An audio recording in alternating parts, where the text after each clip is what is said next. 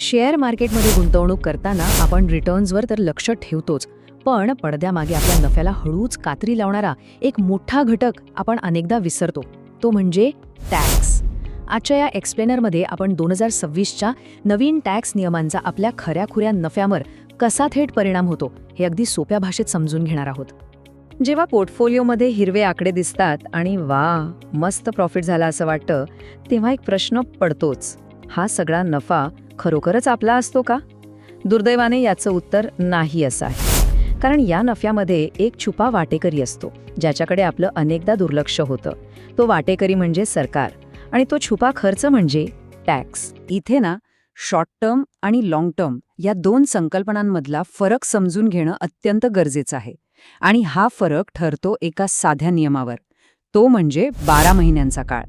जर एखादा शेअर 1 वर्षाच्या आतच विकला तर त्यावर मिळणाऱ्या नफ्याला शॉर्ट टर्म कॅपिटल गेन म्हणजेच STCG म्हणतात. पण जर तोच शेअर 1 वर्ष किंवा त्याहून अधिक काळ होल्ड करून मग विकला तर त्याला लाँग टर्म कॅपिटल गेन म्हणजेच LTCG म्हटलं जातं. हा 12 महिन्यांचा कालावधीच एका शॉर्ट टर्म ट्रेडरला लाँग टर्म इन्व्हेस्टरपासून वेगळा करतो. आता हे टॅक्सचे दर वेळेनुसार कसे बदलतात ते बघा. 2026च्या नवीन नियमानुसार जर शेअर्स 1 वर्षाच्या आतच विकले तर त्या नफ्यावर थेट 20% एवढा फ्लॅट STCG टॅक्स लागतो. होय, पूर्ण 20%. पण जर थोडा संयम दाखवला आणि 1 वर्षानंतर शेअर्स विकले तर हाच टॅक्स दर एकदम खाली येऊन फक्त 12.5% पोहोचतो. म्हणजेच मार्केटमध्ये टिकून राहणाऱ्याला सरकारकडून टॅक्समध्ये चांगलीच सवलत मिळते. आणि लाँग टर्मच्या बाबतीत आणखी एक मोठा फायदा आहे, तो म्हणजे हा जादुई आकडा 1,25,000 रुपये. याचा अर्थ असा की दर आर्थिक वर्षात मिळणारा पहिला 1,25,000 रुपयांचा लाँग टर्म नफा पूर्णपणे टॅक्स फ्री असतो. या रकमेपर्यंत सरकारला 1ही रुपया टॅक्स देण्याची गरज नाही. तो 12.5% टॅक्स फक्त या 1.25 लाखांच्या वर मिळणाऱ्या नफ्यावरच लागू होतो. आहे की नाही कमाल? आता हेच नियम एका प्रात्यक्षिक उदाहरणातून म्हणजेच राहुलची शॉर्ट टर्म ट्रेडिंग कशी झाली यातून पाहूया. तर राहुलने शेअर मार्केटमध्ये 5 लाखांची गुंतवणूक केली. सुदैवाने मार्केट त्याच्या फेवरमध्ये होतं आणि त्याला 1,50,000 रुपयांचा भक्कम नफाही झाला. पण राहुल जरा उतावळा होता. एवढा चांगला नफा दिसल्यावर त्याने अवघ्या 6 महिन्यात आपले शेअर्स विकून टाकले. वरवर पाहता हा 1.5 लाखांचा नफा खूपच आकर्षक वाटतोय, बरोबर? पण आता खरं गणित बघा. राहुलने शेअर्स 1 वर्षाच्या आतच विकले, त्यामुळे त्याच्या संपूर्ण 1.5 लाखाच्या नफ्यावर तो फ्लॅट 20% STCG टॅक्स लागू झाला. या 20%च्या हिशोबाने त्याला तब्बल 30,000 रुपये टॅक्स म्हणून सरकारला द्यावे लागले. म्हणजे झालं काय? तर त्याचा 1.5 लाखांचा नफा थेट कमी झाला आणि त्याच्या हातात उरले फक्त 1,20,000 रुपये. 30,000 रुपये नुसते टॅक्समध्ये गेले. याच्या अगदी उलट अमितची लाँग टर्म इन्व्हेस्टमेंट कशी ठरली ते बघूया. अमितनेही राहुलप्रमाणेच 5 लाख रुपये गुंतवले होते आणि त्यालाही अगदी तेवढाच म्हणजे 1,50,000 रुपयांचाच नफा झाला. पण अमितने एक शहाणपणा केला. त्याने शेअर्स विकण्याची घाई केली नाही. तो पूर्ण 14 महिने थांबला. म्हणजेच त्याने तो 1 वर्षाचा जादुई टप्पा पार केला आणि त्याची गुंतवणूक आता लाँग टर्म कॅपिटल गेन्सच्या कक्षेत आली. आता इथे मज्जा बघा. अमितचा एकूण नफा 1.5 लाख होता, पण तो लाँग टर्म असल्यामुळे यातील पहिले 1,25,000 रुपये पूर्णपणे टॅक्स फ्री झाले. त्यामुळे अमितचा टॅक्सेबल नफा उरला फक्त 25,000 रुपये.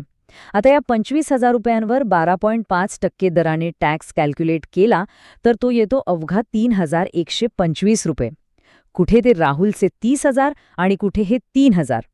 टॅक्स वजा जाता शेवटी अमितच्या हातात 1,46,875 रुपये एवढा शुद्ध नफा उरला.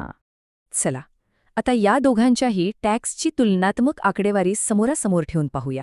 ही आकडेवारी म्हणजे खऱ्या अर्थाने डोळे उघडणारा पुरावा आहे. दोघांचीही गुंतवणूक 5 लाख होती. दोघांचा नफा 1.5 लाख होता. पण राहुलने 1 वर्षाच्या आत शेअर्स विकल्यामुळे 20% दराने 30,000 रुपये टॅक्स भरला आणि हातात फक्त 1,20,000 घेतले. दुसरीकडे अमितने 1 वर्षानंतर विकल्यामुळे त्याला 12.5% दराने फक्त 3,125 रुपये टॅक्स लागला आणि त्याच्या हातात 1,46,000पेक्षा जास्त रक्कम आली. मार्केटमध्ये दोघांनीही सारखीच कमाई केली, पण फक्त होल्डिंग पिरियड वेगळा असल्यामुळे खिशात येणाऱ्या पैशांमध्ये एवढा प्रचंड फरक पडला. आता ह्या सगळ्यावरून संयमाचा फायदा आणि निष्कर्ष काय निघतो ते समजून घेऊया. खरंच आकडा थक्क करणार आहे.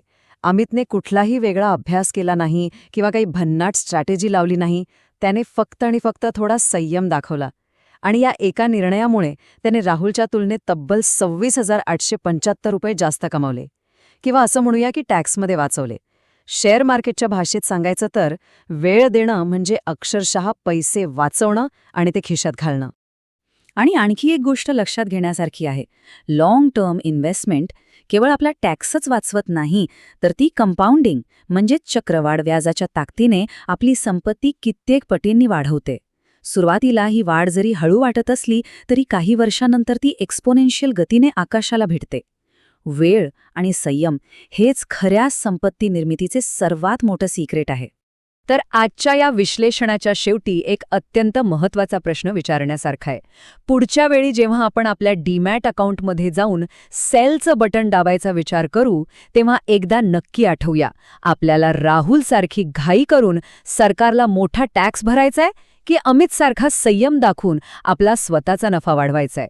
निर्णय आपला आहे, कारण शेअर मार्केटमध्ये वेळ हीच खरी संपत्ती आहे.